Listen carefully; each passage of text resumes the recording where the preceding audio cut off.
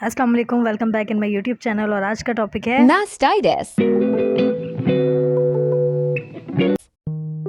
Breast tissues की जो inflammation होती है, जो सोजिश होती है, वो मास्टाइटिस कहलाती है। ये एक तरीके का इन्फेक्शन होता है जो कि मिल्क डक्ट जो होती हैं, अगर उसमें ब्लॉकेज हो जाए किसी भी वजह से तो वहाँ पर इन्फ्लामेशन यानी सोजिश होना शुरू हो जाती है और उस चीज़ को हम कहते हैं मास्टाइटिस यानी ब्रेस्ट में इन्फ्लामेशन हो जाना। अगर किसी के ब्रेस्ट में इन्फ्लामेशन है यानी मास्टाइटिस वाली कंडीशन है तो उसमें ये 6 साइन लाजमी होने वाले हैं, जिसमें फर्स्ट साइन जो है वो ब्रेस्ट टिश्यूज़ थिक हो जाएंगे, टेंडर हो जाएंगे यानी कि टाइट हो जाएंगे और वार्म्थ होंगे। जब आप ब्रेस्ट को टच करेंगे तो वहाँ से गर्माइश टाइप की आएगी। इसके अलावा ब्रेस्ट में स्वेलिंग होगी, पेन हो सकता है और बर्निंग सेंसेशन यानी ऐसा लगेगा कुछ खौलन खौलन सी हो रही है। एब्सिस हो सकता है, रेडनेस हो सकती है आपके ब्रेस्ट में, एब्सिस यानी पस फॉर्मेशन हो सकती है और स्किन रेड हो सकती है। माइल्ड फीवर भी रह सकता है ऐसे पेशेंट को जिसको मास्टाइटिस है। ब्रेस्ट में जो इन्फ्लेमेशन है वो इन लम्ब नोड्स की वजह से भी हो सकती है।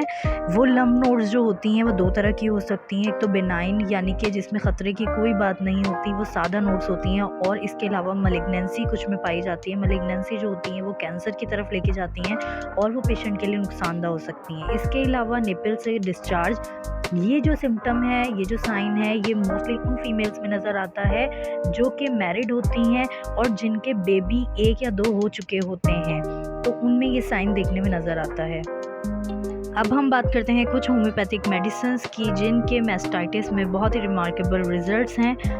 होम्योपैथिक में जो सबसे पहली मेडिसिन है वो है बेलाडोना। बेलाडोना जो होती है वो अगर आपको इनिशियल स्टेज का मास्टाइटिस है यानी इन्फ्लेमेशन है तो उसमें बहुत अच्छा काम करती है। इसमें जो ब्रेस्ट है वो बहुत ज़्यादा रेड हो जाएगा और उसमें स्वेलिंग आ जाएगी। इसका एक और बहुत ही अहम सिम्टम है, अगर बच्चे को दूध छुड़वाने के ज़माने में मास्टाइटिस वाली कंडीशन हो जाए, ब्रेस्ट में टेंडरनेस आ जाए और बहुत ज़्यादा पेन हो और रेडनेस हो जाए तो उस वक्त ये मेडिसिन बहुत अच्छा काम करती है। सेकंड जो मेडिसिन है हमारे पास वो ब्रायोनिया एल्बा है जो कि मास्टाइटिस में बहुत अच्छा काम करती है। उस वक्त तो ये बहुत अच्छा काम करती है जब ब्रेस्ट जो है वो बिल्कुल स्टोन की तरह, पत्थर की तरह हार्ड हो, टच करने से गरम गरम महसूस हो, ब्रेस्ट में स्वेलिंग हो।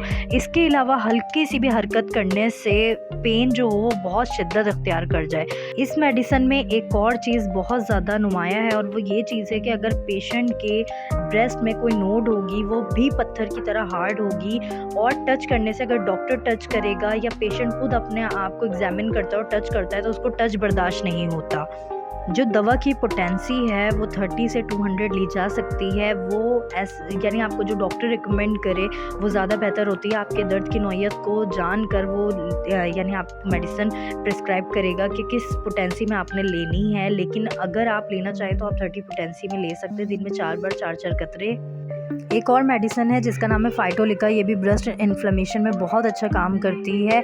ब्रेस्ट में स्वेलिंग बहुत ज़्यादा हो जाती है, बहुत शदीद पेन होता है, चुभने की तरह पेन होता है, ऐसा लगता है कोई चीज़ प्रिक कर रही है। ब्रेस्ट में हार्डनेस हो जाती है और ब्रेस्ट का जो कलर है वो हल्का हल्का पर्पलिश टोन का हो रहा होता है, तो उस वक्त ये बहुत अच्छा काम करती है। और अगर मदर अपने बच्चे को जैसी दूध पिलाने के लिए लगाती हैं वैसे ही पेन एकदम से ब्रेस्ट से स्टार्ट होता है और पूरी बॉडी में रेडिएट करता है, तो इस मेडिसिन का ये बहुत ज़्यादा ख़ास सिम्टम है।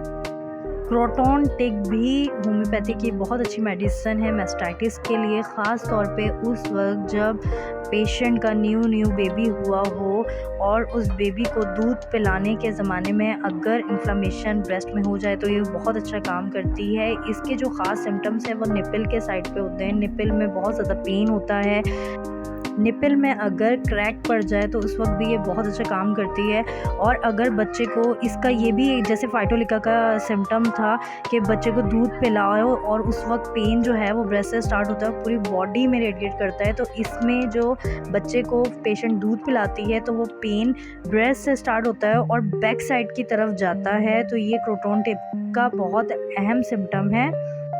Last but not the least एक और मेडिसिन है हीपर सल्फ। ये उस वक्त बहुत अच्छा काम करती है जब पेशेंट के ब्रेस्ट में एब्सिस वाली कंडीशन हो जाए, यानी पस फॉर्मेशन होना शुरू हो जाए, तो इस वक्त ये बहुत अच्छा काम करती है। पस जो होता है बाज़ दफ़ा ऑफेंसिव हो सकता है, यानी बदबूदार होता है, और बाज़ दफ़ा बदबूदार नहीं भी हो सकता। पेन बहुत शदीद होगा, ऐसे पेशेंट को टच करने से बहुत ज़्यादा पेन होगा, और हो सकता है बाज़ औक़ात पेशेंट को इन तमाम सिम्टम्स के साथ चिलनेस भी फील होती है।